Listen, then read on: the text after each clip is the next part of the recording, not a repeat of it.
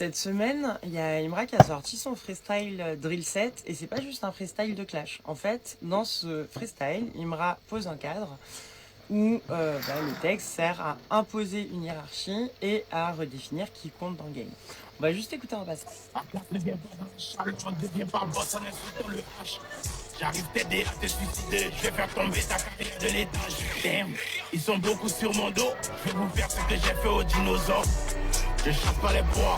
Je me nourris en chassant les chasseurs. J'ai fait l'audience de la télé sans passer à la télé. J'ai les secrets pour devenir boss. Tu peux passer à l'atelier. Casser un œuf sur la poêle. C'est pareil que l'avortement. Ici, en fait, Imra définit quasiment ce que c'est que l'ego trip dans le rap. L'ego trip, c'est quoi? C'est un discours où un rappeur affirme sa supériorité. Mais ici, c'est pas seulement déclaratif. En fait, on a un passage qui construit un univers où cette supériorité devient la norme. Et du coup, ce qu'on peut se demander, c'est comment ce passage construit justement un ego trip radical fondé sur une prise de pouvoir sur le langage et sur les rapports de domination. Du coup, ça commence par la glace ne vient pas la chaleur, ça casse la logique attendue, il n'y a pas de lien de cause à effet clair, ça produit une forme d'effet d'opacité et ici, le rappeur va imposer sa propre logique et montrer en fait qu'il maîtrise un langage qui échappe aux autres. En fait, c'est assez intéressant quand on voit des expressions comme je viens t'aider à te suicider ou faire tomber ta carrière. Ici, Imra renvoie à une forme de violence hyperbolique, donc exagérée.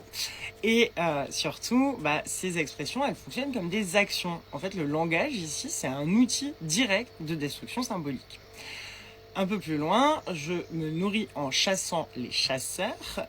Ça repose évidemment sur une inversion. Il se place pas simplement au-dessus, il prend la position de ceux qui pensent dominer. Et donc, il retourne cette position. Encore une fois, ici, il se pose en prédateur absolu.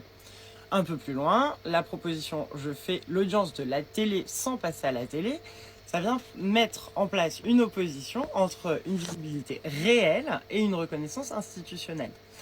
En fait, Imra se joue aussi de tous les discours qui visent à le dénigrer, mais en le faisant, il affirme qu'il peut exister sans la validation extérieure. Il n'a même pas besoin de reconnaissance pour dominer. Il se pose du coup comme son propre système. Un peu plus loin, on a une référence à Moïskine qui sert à construire cette image de réussite, une réussite contestée. Et ça renvoie aussi à la jalousie des autres. Cette jalousie, elle devient une preuve et ça permet encore de confirmer sa position dominante. L'allusion à Minimen de 50 Cent inscrit le texte dans une tradition de rap marquée par la survie et le conflit. Évidemment, ce référent à 50 Cent, c'est pas n'importe quoi. Cette référence, elle renforce encore une dimension hostile dans ce discours-là. Et enfin, l'image à la fin, casse à un œuf qui est associé à l'avortement, ça crée une forme de choc.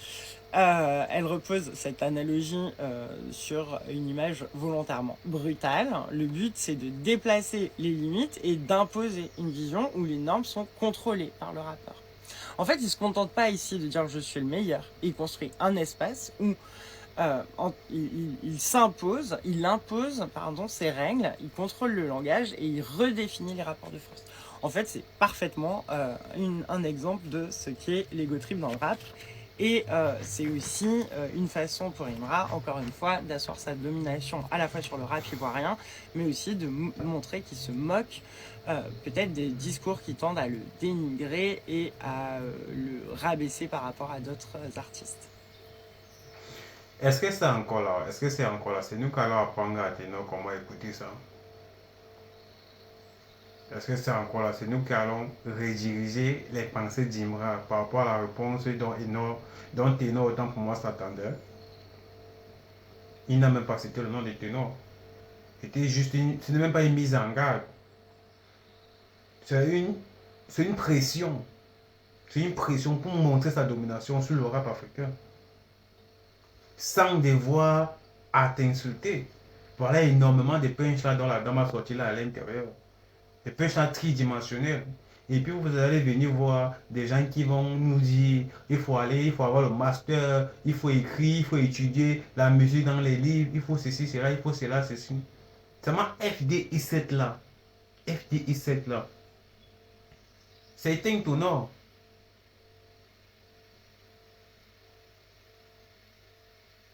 Seulement FDI7 là, c'est éteint au nord. Oui, ça arrêté. C'est le mot au sol. 13 au sol. 13 au sol. On va me dire, Imran n'a pas d'écriture. Imran n'a pas ceci, cela. Imran n'a pas cela, ceci. Cette dame, elle est française. Hein. Elle est française. Elle. Et c'est elle qui prend la musique d'Imran. Qui décortique la musique d'Imran. Plus que même les Africains en eux-mêmes. Ouais, l'impact que sa musique. Ouais, la position où sa musique est arrivée. Ouais, l'endroit où sa musique est arrivée. Je crois que c'est une femme française. Une française. D'origine française. Elle vient de la France là. Elle est assise chez elle là comme ça là. Elle écoute Imran de loin en France là. Elle peut être décortique la musique d'Imran. Est-ce qu'elle monte terre à terre ce que ça veut dire et le message que ça renvoie.